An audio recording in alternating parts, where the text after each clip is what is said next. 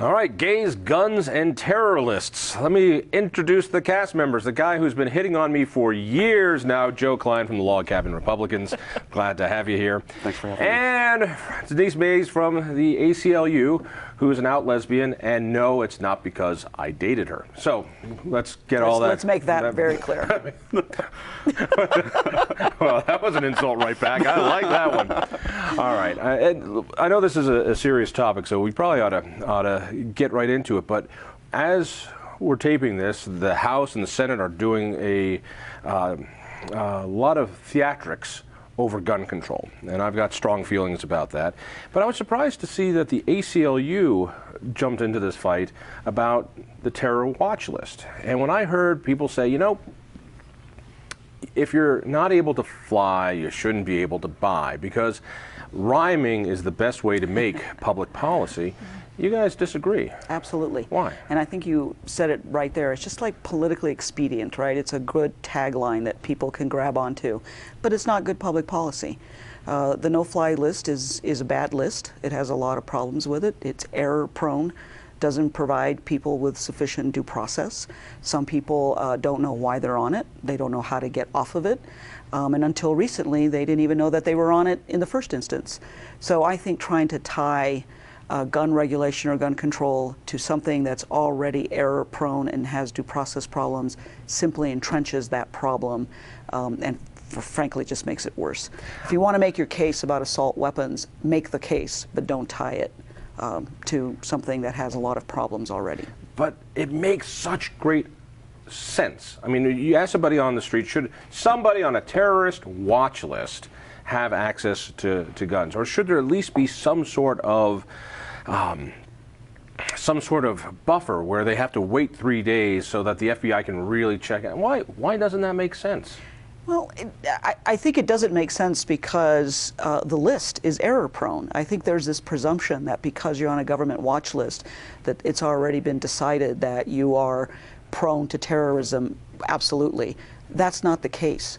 In fact, what the way that the watch list actually defines a terrorist is someone that's prone to terrorism. I mean, what is that? There are so many undefined terms, and the way you get on there, on that list, is completely unknown to the average individual. Let me go into that, which is it's unknown. So you're on the list, and it's not like your driver's license where you've got points, and now you lost your license, you're on that Correct. list. No, you don't even know. And from your point of view as well, I get nervous when government starts making secret lists. I agree with Denise entirely. I have never understood the legality of the watch list anyway. How can somebody in a bureaucratic office in D.C. put a name on a list that forbids a citizen from partaking of illegal activity, flying, with no redress? They don't even know they're on it. No one can tell them they're on it. How do you get off it? Like she said about the mistakes, Ted Kennedy's name was on it. Right. John Lewis's name was on it. I mean, you know, I don't get the whole basis for the list in the first place. If you have to have one, fine, but you better have some reasons as to why, and you better have some court or jury or somebody who said, yeah, this person, we got to restrict your rights, you did something, or Exactly. But there's nothing. That's exactly right. But we look at the Orlando shooter. He was watched twice by the FBI. So people would say there was a warning. So when somebody is suspicious about a character and gives a warning, what is the FBI supposed to do with that then? Nothing? Well, I don't know exactly. I don't necessarily want to opine on what the FBI should do in those instances. I'm not, I don't have enough knowledge on that process. But I think that kind of shows you the error-prone nature of this whole deal. He was not on a watch list, and yet we want to say that everybody on it is automatically deemed to have some terrorist tendencies, whatever that means. And considering that they had received calls about him from the gun shop, and he should have been on it, so even that didn't work. Right. So people who shouldn't be on it are people who are on it often shouldn't be. And honestly, that's a good statement to make, and my guess is that's likely true, but we don't really know, right? Because it's a freaking exactly. secret. Exactly. Yes. Right. All right, Exactly. so, and this is what's kind of odd is that the Democrats who are doing this political theater on the House floor, which, by the way, I'll say if Republicans did that, I think the media would go apoplectic. But here you are, the ACLU, which is usually on the Democratic side, is saying this is the wrong thing. But I don't think any of the Democrats seem to be listening to that. It doesn't seem that's correct. It doesn't seem like they are listening. We did submit a letter, the ACLU, both on the Feinstein Amendment, which incidentally is not based solely on the watch list, and the Cornyn Amendment is based exclusively on the watch list. But we think both of them were bad policy because they're both error-prone, lack the right due process protections, and that seems to have not been they don't care. heeded. Correct. Which is odd, because usually when the ACLU talks, Democrats will at least go, oh, and listen. We like to hope so, yeah. We'd like to hope so. We hope that Republicans do too. No, we don't. Okay, Yeah. just it's a Yeah, hope. Just a hope. Keep on dreaming. Some of us do. Thank you. All I right, appreciate talking that. about Republicans, Yep. people are surprised that gay Republicans exist. I know. I mean, this is a unicorn moment. You actually do exist. Yes. Tell me about the log cabin Republicans. What is that? It's basically the country's largest group of conservative GLBT folks. It got started back in the late 70s in California, 77 or 78.